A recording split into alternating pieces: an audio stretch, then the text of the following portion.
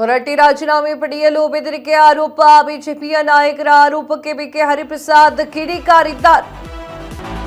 ಹೊರಟ್ಟಿ ರಾಜೀನಾಮೆ ಪಡೆಯಲಿಕ್ಕೆ ಬೆದರಿಕೆ ಆರೋಪ. ಬಿಜೆಪಿ ನಾಯಕರ ಆರೋಪಕ್ಕೆ ಬಿಕೆ ಹರಿಪ್ರಸಾದ್ ಕಿಡಿ. ಅವರಿಗೆ ಮಾನ ಮರ್ಯಾದೆ ಇದೆಯಾ ಅಂತ ಕೇಳಿದಂತಹ ಬಿಕೆ ಹರಿಪ್ರಸಾದ್, ಪ್ರತಾಪ್ ಶೆಟ್ಟಿ ಇದ್ದಾಗ ಹೊರಟ್ಟಿ ತೆಗೆಯಲು ಪ್ಲಾನ್ ಆಗಿತ್ತು. ಹೊರಟ್ಟಿ ತೆಗಿಬೇಕು ಅಂತ ಹೇಳಿ ಮೊದಲು ಸಹಿ ಹಾಕಿದ್ರು.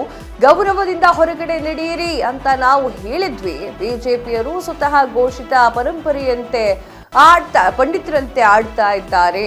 ಬಿಜೆಪಿಯ ನಾಯಕರ ಆರೋಪಕ್ಕೆ ಹರಿಪ್ರಸಾದ್ ಅವರು ತಿರುಗೇಟನ್ನ ನೀಡಿದ್ದಾರೆ.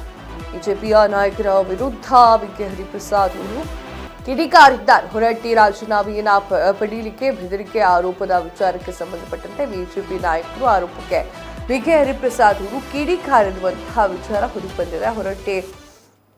ಹೊರಟ್ಟಿ ತೆಗಿಬೇಕು ಅಂತ ಹೇಳಿ ಮೊದಲು ಸಹಿ ಹಾಕಿದ್ರು ಅಂತ ಹೇಳಿದ್ರು. ಏನ್ ಹೇಳಿದ್ರು ಕೇಳಿಸ್ಕೊಬನ್ನಿ.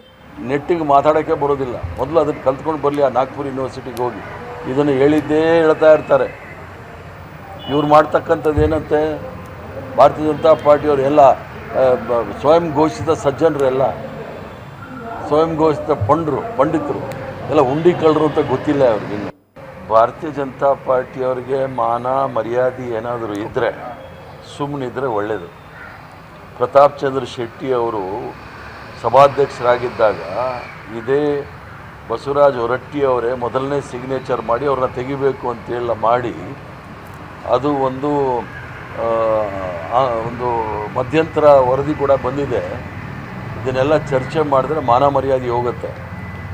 ನಾವು ಬಸವರಾಜ ಹೊರಟ್ಟಿಯವರ ಬಗ್ಗೆ ಅಪಾರವಾದ ಗೌರವ ಇಟ್ಕೊಂಡು ಅವರು 45-46 ವರ್ಷ ಮುಗಿಸಿದ್ದಾರೆ ವಿಧಾನ ಪರಿಷತ್ತಿನಲ್ಲಿ. ದಿನ ಎಲ್ಲ ಚರ್ಚೆ ಮಾಡಿ ಅವ್ರು ಹೊಗಳ್ಕೊಂಡಿದ್ವಿ. ಈಗ ಅವ್ರ ಹತ್ರ ನಾವು ಏನು ಹೇಳಿದ್ವು ಅಂದರೆ, ನಿನ್ನೆನೇ ಕಡೆಯ ದಿನ ಇತ್ತು. ನಾವು ಅವಿಶ್ವಾಸ ನಿರ್ಣಯಕ್ಕೆ ಮಂಡನೆ ಮಾಡಲಿಕ್ಕೆ ಕಡೆ ದಿವಸ ನಿನ್ನೆ ಸಿಗ್ನೇಚರ್ ಮಾಡಿ ತಯಾರಿತ್ತು.